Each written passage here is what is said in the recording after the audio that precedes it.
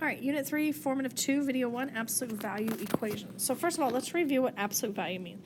Absolute value is when we have the lines that are straight and we have something inside. So like the absolute value of x is 3. Okay, absolute value has to be positive. Okay, it's the distance something is from 0. So if I have a 0 here, this problem is telling me that it's 3 units from 0. So that could be a positive 3, which would put me over here at 3, but it also can be a negative 3, which would put me over here at negative 3. Okay.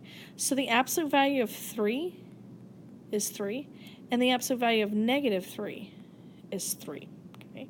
So when we do absolute value equations, there's actually two answers. The positive version, which means to the right of 0, and the negative version, which means to the left of 0, because it means the distance from 0.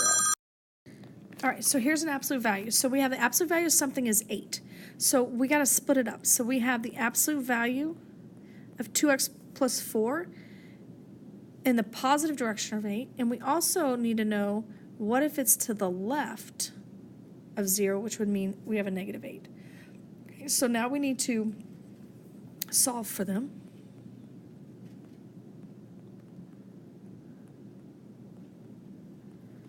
So if x equals 2 is one answer,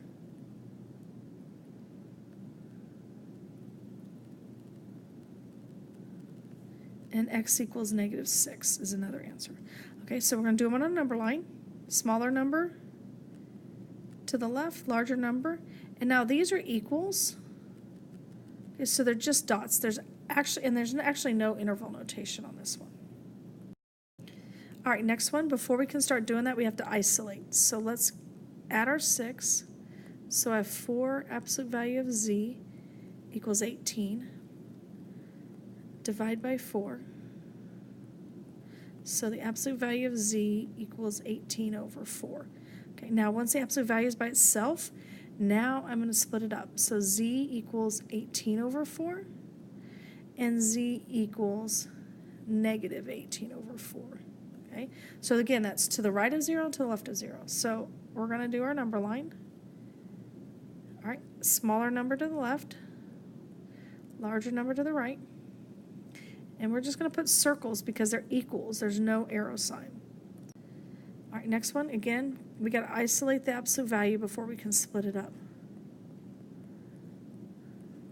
All right, now it's by itself, so now I need to do absolute value in the 5 in the positive direction and absolute value in the negative direction.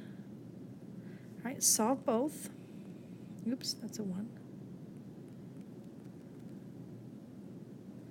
Divide by 3. So x equals 4 over 3. And then on this one,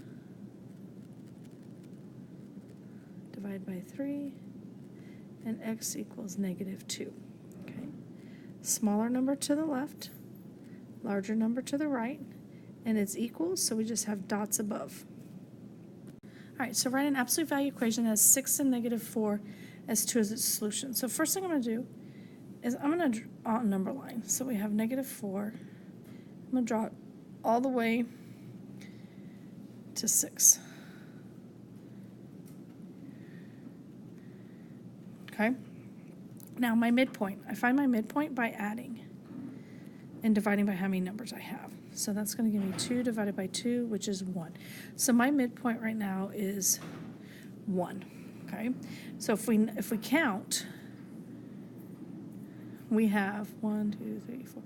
We have 5 units to the right and 5 units to the left. Okay. Now with absolute value, it's always the distance it is from 0. Right now, though, my distance is from 1. Okay. So what I want to do is I want to move it to get this at 0. Okay. And what I would have to do is I would have to subtract 1. So if I subtract 1, it'll get me back to 0. Okay. Now when it does that, it moves everything over. Okay. And now remember, absolute value is the distance it is from 0. So if I move this whole thing over to 0, I'm still 5 units to the left and to the right. So this is my absolute value equation. Okay, so this tells me move to 0, and this tells me distance from 0. Oops, from. Okay, all right, and that's it.